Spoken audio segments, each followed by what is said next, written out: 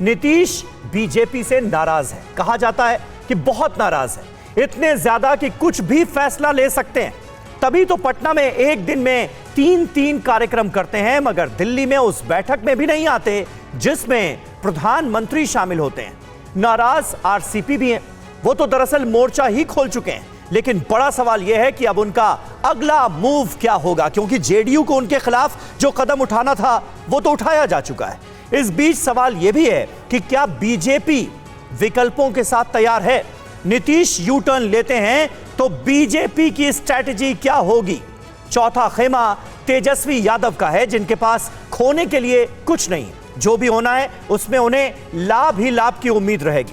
इन सारे खेमों के हर मूव को हम आज समझने की कोशिश करेंगे और आपके सामने रखेंगे बिहार की असली पिक्चर, जिससे साफ होगा कि आगे बिहार में होने क्या वाला है।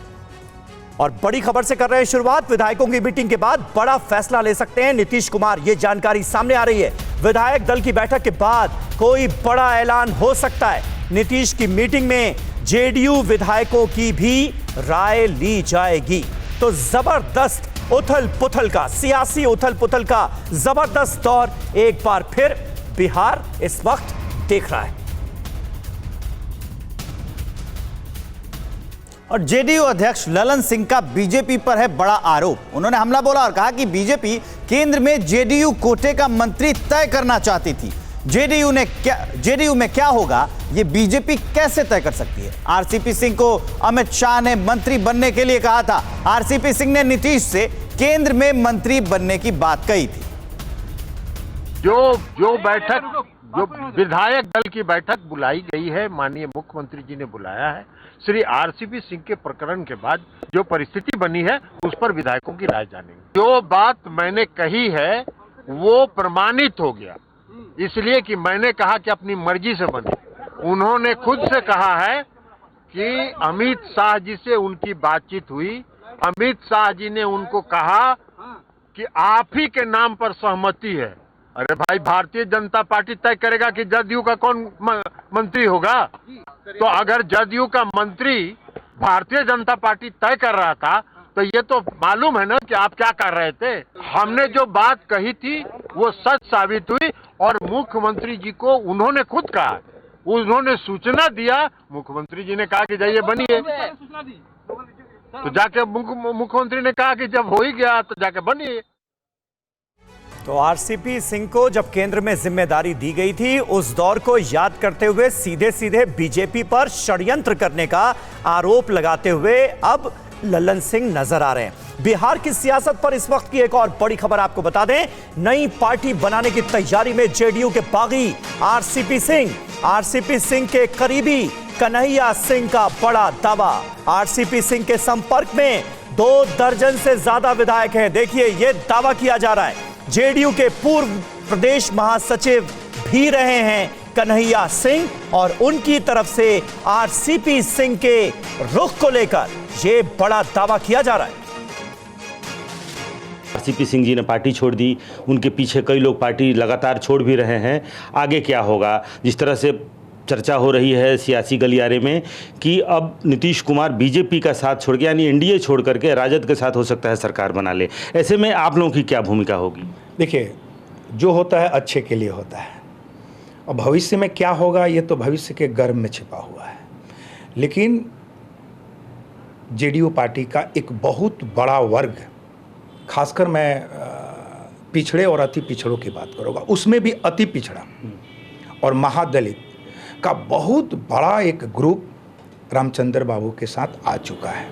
विधायक, एमपी, मंत्री थोड़े संगठन चलाते हैं, संगठन को तो संगठन के लोग चलाते हैं। तो अति पिछड़ा का एक बहुत बड़ा ग्रुप। लेकिन सरकार की बात हो रही है और सरकार नंबर से चलती है, संख्या से। वो संख्या में कहाँ हैं आप? पहले तो ये जान लीजिए कि जनता ने जो भी विधायक बनाया है, हमें जो मैंडेट मिला है वो एनडीए के लिए। माननीय रामचंद्र बाबू 2020 के विधानसभा में इनके मैनेजमेंट में ही चुनाव, इनके चेहरा नहीं थे। और बिहार की सियासत को लेकर इस वक्त एक और बड़ी खबर। चिराग पासवान ने नीतीश कुमार पर तंज कसा है। चिराग पासवान ने नीतीश की तुलना कंस से कर दी है। नीतीश कुर्सी बचाने के लिए राष्ट्रीय अध्यक्षों का वध कर रहे हैं, यह कहा है चिराग पासवान में। और यह भी कहा कि अगर हिम्मत है तो गठबंधन तोड़कर अकेले चुनाव लड़े नीतीश कुमार दहाई का आंकड़ा पार नहीं कर पाएंगे, चिराग पासवान का बयान। ऐसा क्यों होता है? बिहार में 2013 में बीजेपी से अलग होंगे, 2015 में किसके साथ जाएंगे, फिर 17 में किसके साथ छोड़ेंगे, फिर अब किसका साथ छोड़ेंगे? उपेक्षा किसकी हो रही है और ये हो क्या रहा? अच्छा, ईमानदारी से बताइए, आपको इस सवाल का जवाब नहीं पता? हर बिहारी को इस सवाल का जवाब पता है, सिर्फ कुर्सी के लालच में। भैया, आप महागठबंधन में जाएंगे तो भी मुख्यमंत्री आप रहेंगे, पुनः एनडीए में आएंगे तो भी मुख्यमंत्री आप रहेंगे, वापस महागठबंधन में जाएंगे तो भी मुख्यमंत्री आप ही बने रहेंगे।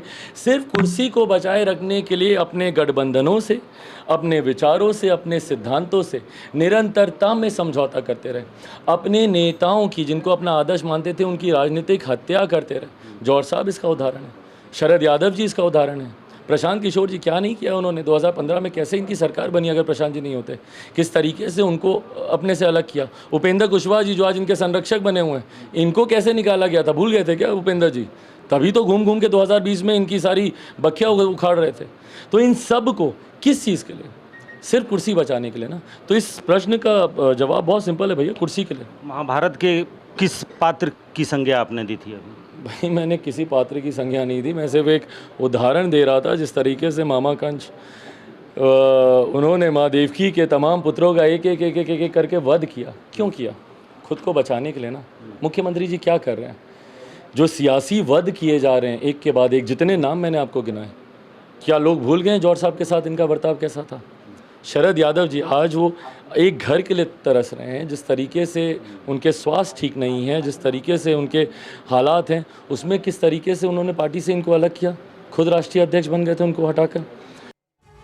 और इस बदलते सियासी घटनाक्रम में आरजेडी की भूमिका बहुत अहम हो गई। बिहार के सियासी हलचल पर बोले आरजेडी सांसद मनोज झा, और उन्होंने क्या कहा है ये आपको बता दें। बिहार विधानसभा में आरजेडी सबसे बड़ी पार्टी है, हम बिहार को अस्थिरता की तरफ जाते नहीं देख सकते।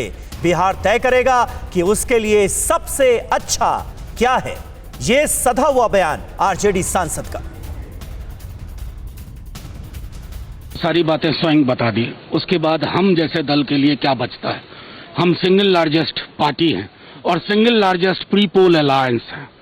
उसके बाद हम बिहार में इस तरह के अस्थिरता के तत्व तो देख नहीं सकते। तो जाहिर तौर पर इसकी परिणति देखिए कैसे होती है कि बिहार में सिंगल लार्जेस्ट पार्टी हम हैं, नेता प्रतिपक्ष तेजस्वी जी और महागठबंधन दल के अन्य नेता, और प्री पोल भी हम सबसे बड़े अलायंस हैं। तो जाहिर तौर पर हम चुपचाप हाथ पे हाथ धरे बिहार की में अस्थिरता के ये तत्व तो देख नहीं सकते। और बिहार में जारी सियासत को लेकर कांग्रेस का बीजेपी पर हमला। कांग्रेस सांसद शक्ति सिंह गोहिल ने बीजेपी पर हमला बोला है। बीजेपी सबसे बड़ी खुदगर्ज पार्टी है, शक्ति सिंह गोहिल का यह बयान। काम निकलते ही बीजेपी अपने साथी को खत्म कर देती है, बीजेपी अपनों की ही कब्र खोदती है, शक्ति सिंह गोहिल का यह हमला है।